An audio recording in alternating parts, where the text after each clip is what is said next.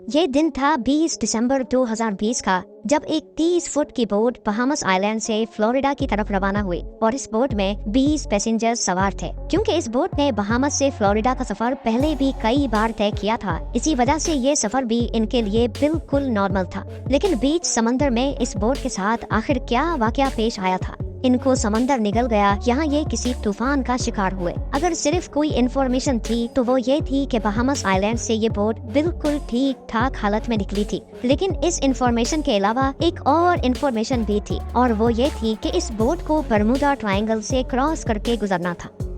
जब अमेरिकन हम सब ने बरमूडा ट्रायंगल की कई स्टोरीज सुन रखी है। बरमूडा ट्रायंगल समंदर का एक बहुत बड़ा हिस्सा है जो असल में अटलांटिक ओशन में पाया जाता है। ये ट्रायंगल फ्लोरिडा से बरमूडा आइलैंड और फिर पोर्ट नाजरीन हम सब ने बरमूडा ट्रायंगल की कई स्टोरीज सुन रखी है। बरमूडा ट्रायंगल समंदर का एक बहुत बड़ा हिस्सा है जो असल में अटलांटिक ओशन में पाया जाता है। ये ट्रायंगल फ्लोरिडा से बरमूडा आइलैंड और फिर पोर्टो रिको से होकर वापस फ्लोरिडा पर खत्म होता है। इस बनने वाले ट्रायंगल का एरिया 8 लाख स्क्वायर किलोमीटर के बराबर है, यानी ये ट्रायंगल पाकिस्तान और टर्की से भी ज्यादा बड़ा है, जिसको कभी बरमूडा ट्रायंगल तो कभी डेविल्स ट्रायंगल भी कहा जाता है। ये ट्रायंगल अपने मिस्टीरियस फिनोमेना की वजह से पूरी दुनिया में बदनाम है, जहाँ से गुजरते वक्त शिप्स और एयरप्लेन्स का कांटेक्ट अपनी बेस स्टेशन से अचानक टूट जाता है और वो हमेशा हमेशा के लिए गायब हो जाते हैं। अभी तक शिप्स और एयरप्लेन्स की एक बहुत बड़ी तादाद इस ट्रायंगल में गुम हो चुकी है। आज तक इनमें से सिर्फ चंद शिप्स और एयरप्लेन्स का मलबा रिसर्चर्स को समंदर के बॉटम से मिला है, लेकिन वो भी उस जगह से नहीं जहां वो आखिरी बार रेडार पे शो हुए थे। जबकि दूसरों का तो ना मलबा मिला और ना ही इनके अंदर मौजूद लोगों का आज तक किसी को पता चल सका है। समंदर के इस हिस्से में ताकतवर वोर्टेक्स पाया जाता है या फिर यहाँ सी मॉन्स्टर्स और एलियंस का बसेरा है। आखिर बरमूडा ट्रायंगल में कुछ तो एबनॉर्मल जरूर है, जिसकी वजह से ना तो ये बड़ी से बड़ी कार्गो शिप्स को छोड़ता है और ना ही किसी जहाज को। यहाँ पेश आने वाली एबनॉर्मल एक्टिविटीज का एक्चुअल रीजन साइंसदानों को आखिरकार मिल चुका है। ये मामला शुरू हुआ था 1945 में, जब यूएस नेवी के 5 टॉर्पीडो बॉम्बर एयरक्राफ्ट एक मिशन पर निकले थे। उन 5 एयरक्राफ्ट में बैठे 14 लोगों के लिए ये बिल्कुल रूटीन प्रैक्टिस थी। लेकिन बरमूडा ट्रायंगल के एरिया में आते ही यूएस नेवी के रडार से वो 5 बॉम्बर तैयारे अचानक गायब हो गए, और वो भी एक साथ। क्योंकि उस वक्त वर्ल्ड वॉर 2 को खत्म हुए सिर्फ चंद महीने ही गुजरे थे, इसी वजह से यूएस नेवी का शक था कि शायद किसी दुश्मन ने उनके जहाजों को गिरा दिया है।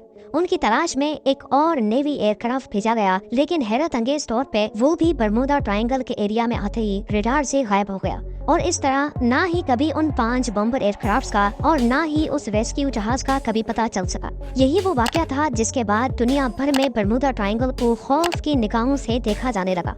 लेकिन इस वाक़े से तकरीबन 10 साल पहले कुछ ऐसा ही सीन एक और जहाज के साथ हुआ था, लेकिन खुशकिस्मती से वो अपनी जान बचाने में कामयाब हो गए थे। 19 साला ट्विंस जॉर्ज और डेविड रॉथस्चाइल्ड अमेरिकन नेवी में ऑफिसर्स थे। अचानक इनको अपने वालिद की मौत की खबर मिली तो इनको एक प्राइवेट एयरक्राफ्ट में बैठकर अपने होम टाउन जाना पड़ा।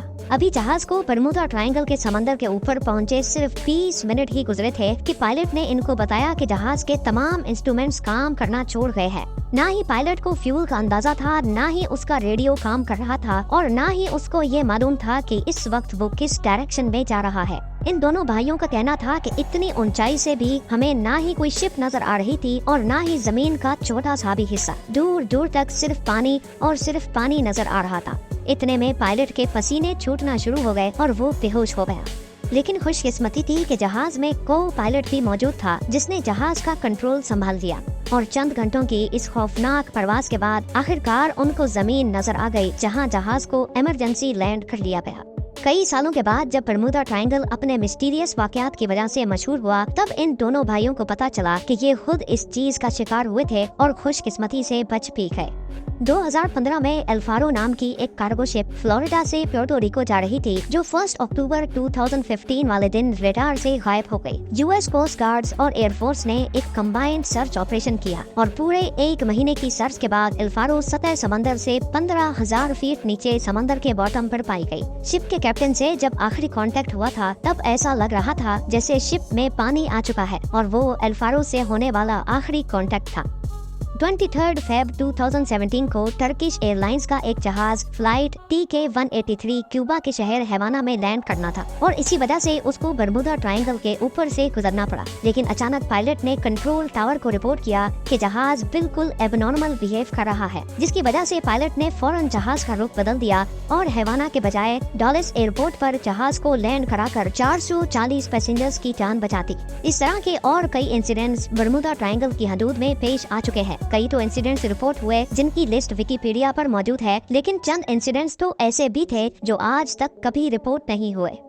1967 में क्रिसमस वाले दिन एक अमेरिकन बिजनेसमैन जिसका नाम बराक था अपनी लग्जरी यॉट में मियामी बीच की सैर को निकला, लेकिन थोड़ी ही देर बाद बीच गार्ड्स को बराक की कॉल आई और उसने बताया कि उसकी यॉट की किसी ठोस चीज से टक्कर हुई है। जब गार्ड्स वहां पहुंचे तो ना ही उनको कोई यॉट मिली और ना ही बराक का कोई नामो निशान था। वला आलम समंदर में कौन सी चीज से उसकी टक्कर हुई थी, ये राज बराक के साथ ही हमेशा के लिए दफन हो गया।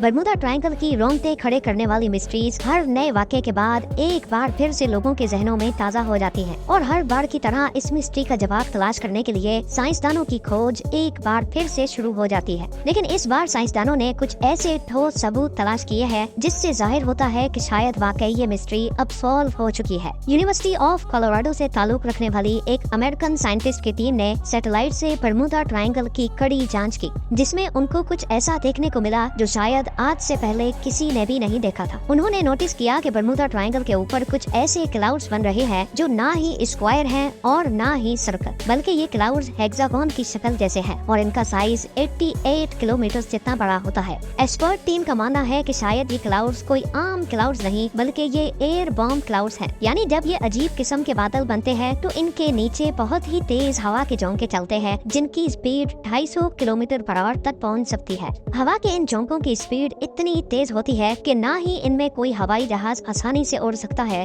और इनकी वजह से पानी में जो लहरें बनती है ना ही उनमें कोई बड़ी से बड़ी शिप तैर सकती है। साइंसदानों का कहना है कि शायद बरमुदा ट्रायंगल में होने वाले हादसात की ये भी एक वजह मानी जा सकती है। आप लोगों के प्यार भरे कमेंट्स का बेहद शुक्रिया। मिलते हैं अगली शानदार वीडियो में।